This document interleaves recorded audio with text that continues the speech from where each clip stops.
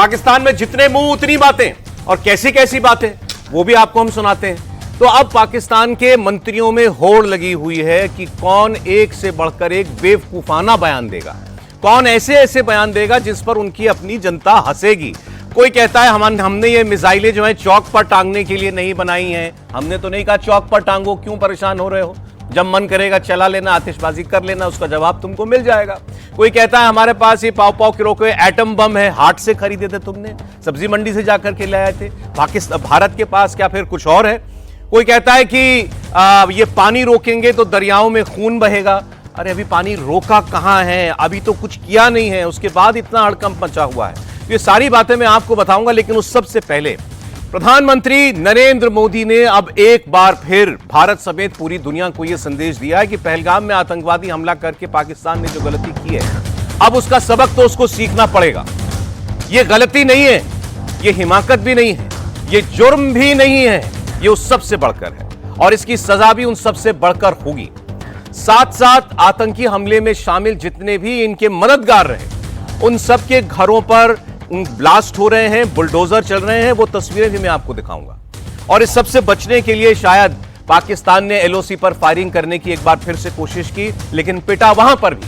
उसकी बात भी बताएंगे। अरब सागर में युद्धपोतों की तैनाती कैसे हो रही है और एंटीशिप मिसाइल्स छोड़कर पाकिस्तान को क्या मैसेज दिया गया है। उस सबसे पहले प्रधानमंत्री नरेंद्र मोदी की पाकिस्तान को सबसे नई चेतावनी। प्रधानमंत्री मोदी ने कहा कि पहलगाम आतंकी हमले को अंजाम देने वालों को सजा मिलेगी और मिलकर रहेगी। प्रधानमंत्री ने आज मन की बात कार्यक्रम में कहा कि भारत आतंकी हमले की साजिश रचने वालों को कठोरतम सजा देगा। 22 अप्रैल को पहलगाम में हुई आतंकी वारदात ने देश के हर नागरिक को दुख पहुंचाया है। पीड़ित परिवारों के प्रति हर भारतीय के मन में गहरी संवेदना है।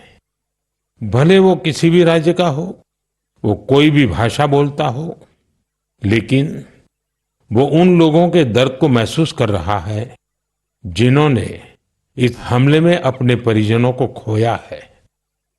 मुझे एहसास है हर भारतीय का खून आतंकी हमले की तस्वीरों को देखकर खौल रहा है। पहलगाम में हुआ यह हमला आतंक के सरपरस्तों की हताशा को दिखाता है, उनकी कायरता को दिखाता है। ऐसे समय में जब कश्मीर में शांति लौट रही थी, स्कूल कॉलेजों में एक वाइब्रेंसी थी, निर्माण कार्यों में अभूतपूर्व गति आई थी, लोकतंत्र मजबूत हो रहा था,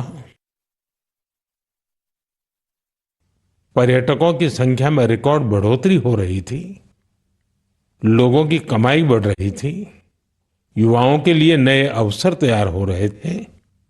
देश के दुश्मनों को, जम्मू कश्मीर के दुश्मनों को ये रास नहीं आया। आतंकी और आतंक के आका चाहते हैं कश्मीर फिर से तबाह हो जाए और इसलिए इतनी बड़ी साजिश को अंजाम दिया। भारत के हम लोगों में जो आक्रोश है, वो आक्रोश पूरी दुनिया में है। इस आतंकी हमले के बाद लगातार दुनिया भर से संवेदनाएं आ रही हैं। मुझे भी ग्लोबल लीडर्स ने फोन किए हैं, पत्र लिखे हैं, संदेश भेजे हैं। इस जघन्य तरीके से किए गए आतंकी हमले की सबने कठोर निंदा की है। उन्होंने मृतकों के परिवारजनों के प्रति संवेदनाएं प्रकट की है। पूरा विश्व आतंकवाद के खिलाफ हमारी लड़ाई में 140 करोड़ भारतीयों के साथ खड़ा है। मैं पीड़ित परिवारों को फिर भरोसा देता हूं, उन्हें न्याय मिलेगा, न्याय मिलकर रहेगा। इस हमले के दोषियों और साजिश रचने वालों को कठोरतम जवाब दिया जाएगा। बहुत से लोग पूछ रहे हैं जब से यह हमला हुआ कि भारत क्या करेगा, कब करेगा, कैसे जवाब देगा पाकिस्तान को। हमारे यहां भी अधीर लोगों की कमी नहीं है। वो चाहते हैं कि अभी आतंकवादी हमला हुआ और कल को बस भारत रॉकेट निकाल के और अपने बम गोले दस्ते निकाल करके पहुंच जाए, पाकिस्तान के ऊपर चढ़ाई कर दे। ऐसा नहीं होता है और ये तो आप पहले देख चुके हैं ना। भारत जब जवाब देता है तो पक्का जवाब देता है, लेकिन उसकी तैयारी के साथ और अपने वक्त पर जवाब देता है, और वो जवाब दिया जाएगा। इसलिए तो पाकिस्तान बौखलाया हुआ है, क्योंकि वो ये समझ नहीं पा रहा कि इस बार हमला कहां से होगा, आसमान से, समंदर से कि जमीन से, कौन से हथियार से हमला होगा। और अब की बार पिछली बार तो चले कुछ दो दिनों के अंदर मामला जो है वो शांत हो गया था, अब की बार न जाने ये मामला कितना लंबा खिंच जाए। प्रधानमंत्री का दूसरी बार लगातार पब्लिक ब्रॉडकास्ट पर इस बात को कहने का मतलब ही यह है कि देशवासी पूरी तरीके से आश्वस्त रहे और पाकिस्तान बेचैन रहे, उसकी रातों की नींद हराम रहे, ये सोच सोच कर कि मोदी क्या करेगा, उसका अगला कदम क्या हो सकता है।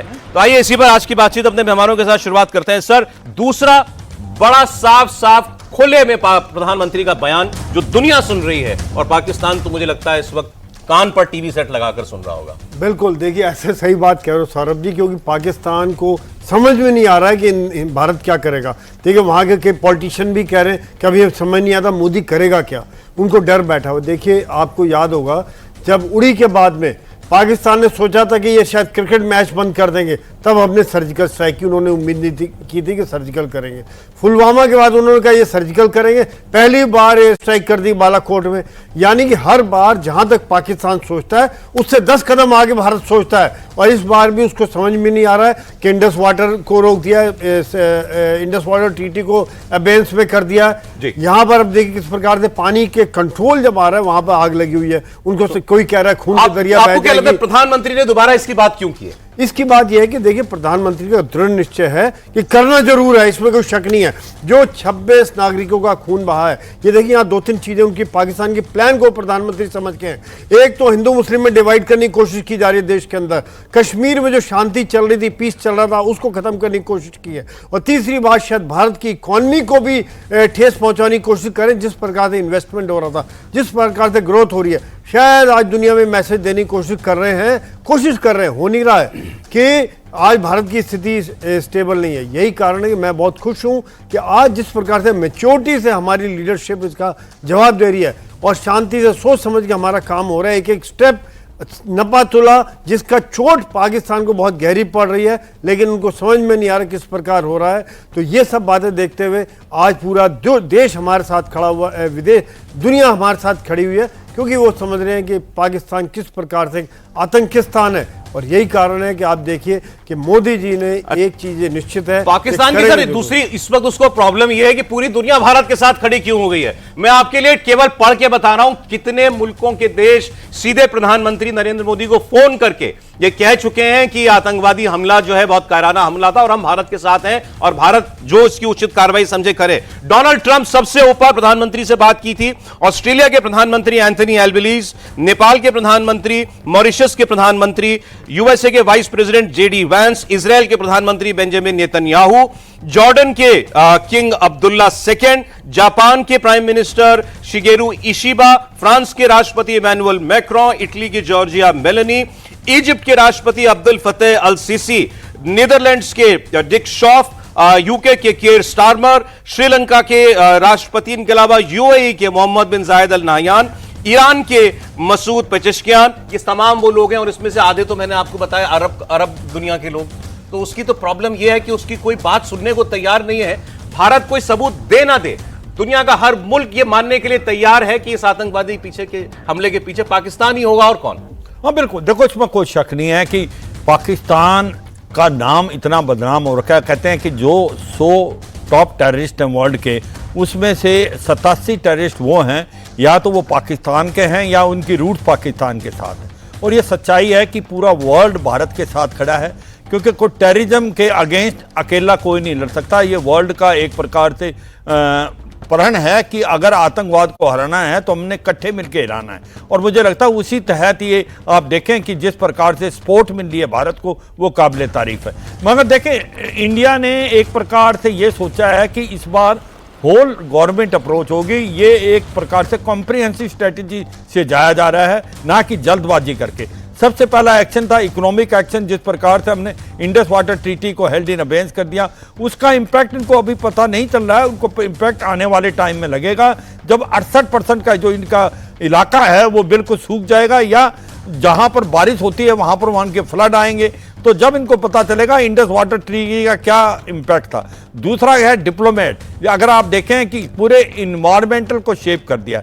आज सारा वर्ल्ड आपके साथ खड़ा है। आज हम बोल रहे हैं फाइनेंशियल एक्शन टास्क फोर्स को कि आप इसको ग्रे लिस्ट पे डालें आतंकवाद के लिए, जिस प्रकार से पहली 4 बार डल चुका है। और अब जो लास्ट में होने वाला है वो है आपका काइनेटिक एक्शन, जिसको आप मिलिट्री ऑपरेशन बोलते हैं। ये बिल्कुल सच्चाई है कि इस बार जो अलग क्या होने वाला है जो पहले हुआ है। देखो ये याद रखो, पहले हमने जब भी एक प्रकार स्ट्राइक किया वो आतंकवादियों पे किया, चाहे उड़ी के बाद जो सर्जिकल स्ट्राइक किया जहां पर 28 से 30 जो आतंकवादियों को मारा गया उनके लॉन्च पैड पे, या पुलवामा के बाद बालाकोट किया, जैसे मोहम्मद का जो ट्रेनिंग कैंप था वो 90 किलोमीटर वो आपका पीओके में नहीं खैबर पख्तूनख्वा में घुस के मारा था। मगर इस बार अलग ये है कि सर ये पाकिस्तान को भी लग रहा है क्या कि इस बार हमला आतंकवादियों पे नहीं सीधा सेना पे होगा? यस, आपने सौरभ बहुत अच्छा बोला कि ये सच्चाई है कि प्रधानमंत्री ने ये साफ सुथरे शब्दों बोला, ये जो इसके आका हैं, जो इसको ट्रेन करते हैं,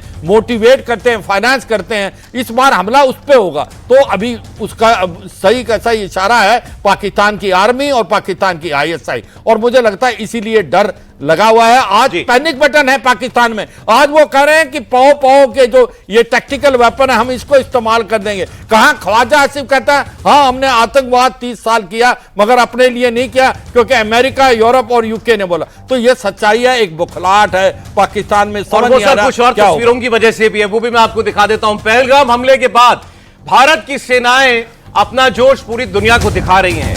कुछ दिन पहले अरब सागर में आईएनएस सूरत ने मिसाइल का परीक्षण किया था। अब नौसेना ने एक बार फिर अपना दम दिखाया है। नेवी शिप्स ने अपने युद्धपोतों से कई anti ship missile firing test किए हैं। इस एक्सरसाइज के साथ ही भारतीय नौसेना ने देश पर बुरी नजर रखने वालों को सख्त चेतावनी भी दे दी है। नेवी ने खुद एक वीडियो शेयर करके कैप्शन में लिखा है, हम युद्ध के लिए हमेशा तैयार हैं।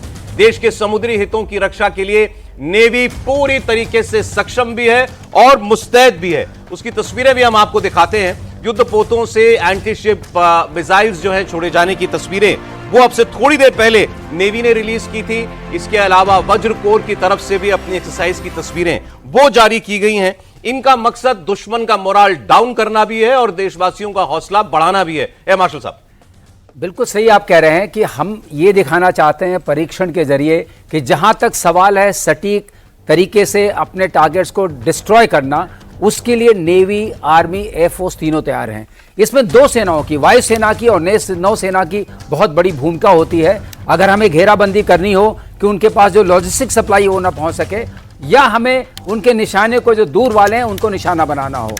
अब सौरभ इसमें खास बात है, सबसे बड़ी बात यह है कि हमारा ध्येय क्या होगा, आखिर हम करना क्या चाहते हैं। अगर ये लड़ाई हम करना चाहते हैं जिसके लिए पॉलिटिकल विल, राजनीतिक जो हमारी दृढ़ता है वो होनी चाहिए, जो बार बार मोदी जी अपने भाषणों में दिखा रहे हैं। देश तैयार हो रहा है और देश में एक गुस्से का अंगार भरा हुआ है।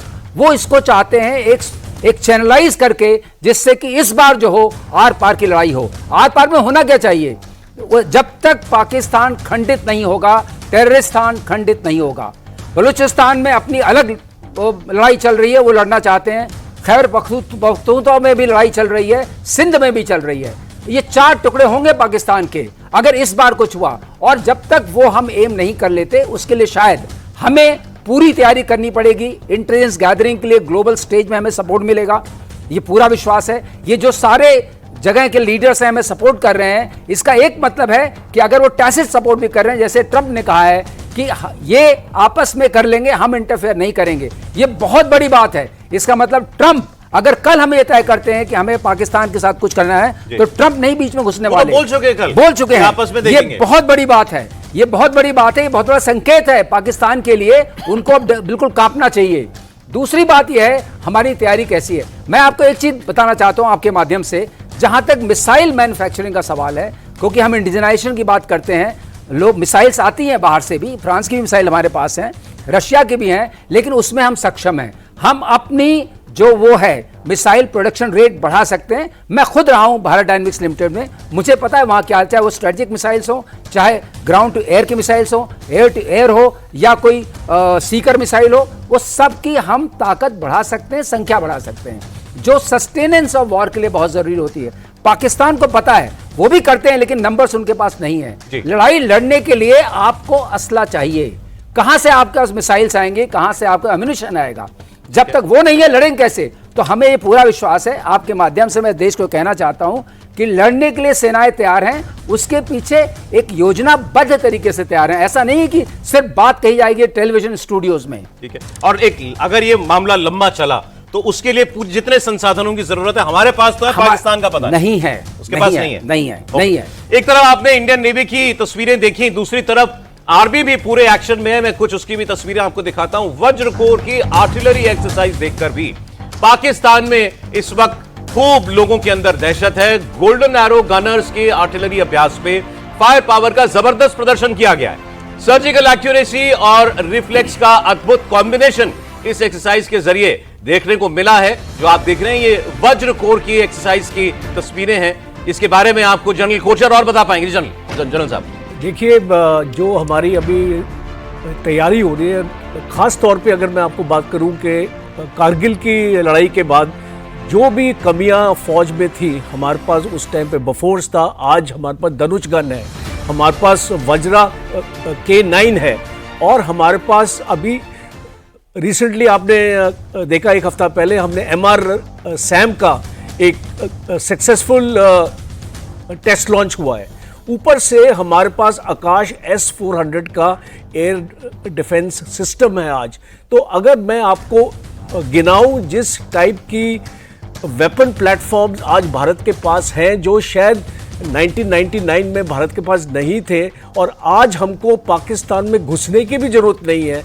हमारी मिसाइल्स की जो रेंज है वो पूरे पाकिस्तान को कवर करती है, और अगर हम चाहें तो देश के अंदर से ही जितने भी उनके स्ट्रेटेजिक टारगेट्स हैं हम उनको टारगेट कर सकते हैं। अब ये बौखलाहट आप देखिए पाकिस्तान में, आज की न्यूज़ है कि पाकिस्तान ने कोशिश करी है एक साइबर अटैक करने की, और इंडियन आर्मी की 2 वेबसाइट्स को टारगेट किया है, आर्मी नर्सिंग कॉलेज और आर्मी वेलफेयर एजुकेशन सोसाइटी। अब आप देख लीजिए कि इनकी जो बौखलाहट है, और ये 2 ऐसी वेबसाइट्स हैं जो कोई ऑपरेशनल वेबसाइट ही नहीं है, ये एक्चुअली वेलफेयर वेबसाइट्स हैं, उनको इन लोगों ने टारगेट करने की कोशिश करी है। तो ये, और दूसरा एक चीज़ और मैं इंपॉर्टेंट आपको कहना चाहूँगा, जो कल बयान पाकिस्तान के प्राइम मिनिस्टर का है that we are ready for a neutral agency to investigate. अब आप इसको देख सकते हैं कि जो पहले की जो स्टेटमेंट थी, जो इनका द रेजिस्टेंस फ्रंट था, उसने कबूल किया था इस अटैक को, अब वो बोलता है कि हमारा कोई लेना देना नहीं है इस अटैक से। आप समझ सकते हैं पाकिस्तान हिल चुका है जिस तरीके से भारत की एक साइकोलॉजिकल वॉरफेयर, जैसे आपने अभी इसको नेवी का वीडियो दिखाया, हमारे जो एयरफोर्स ने एक्साइज आक्रमण अभी किया है, जिसमें सुखोई और रफेल को एक एक्सरसाइज में हमने उसकी प्रैक्टिस करवाई है कि किस तरीके से अगर पाकिस्तान की तरफ से हमला आएगा तो हम उसको कैसे काउंटर करेंगे।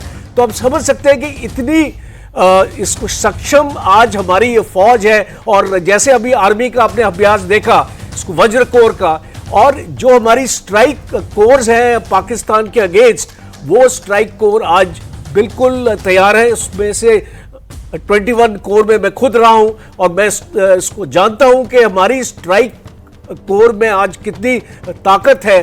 पाकिस्तान के जो भी डीप स्ट्रेटेजिक टारगेट्स हैं उनको न्यूट्रलाइज करने के लिए। और लास्ट में अपना जिक्र अपना करूंगा हमारी स्पेशल फोर्सेस का। जो इंडिया की स्पेशल फोर्सेस आज हैं, उनके पास पूरे सोफिस्टिकेटेड और जो उनके पास आज हथियार है, शायद पाकिस्तान फौज भी वो वाले हथियार नहीं रखती है। और ये जो ऑपरेशन होगा भारत जो लॉन्च करेगा, इसमें स्पेशल फोर्सेस, आपको याद होगा सर्जिकल स्ट्राइक्स भी स्पेशल फोर्सेस ने एक चीज सर बतानी चाहिए आपने, क्योंकि बड़ी डिटेल में बताया हमारी तैयारियों के बारे में। बहुत से लोगों को लगता होगा कि जब युद्ध के हालात बन जाते हैं या जब ऐसी कोई जरूरत आ पड़ती है फोर्सेस को मोबिलाइज होने की, तभी सब प्लान बनाया जाता होगा। अच्छा भाई बताओ कहां जाना है, किस पर हमला करना है।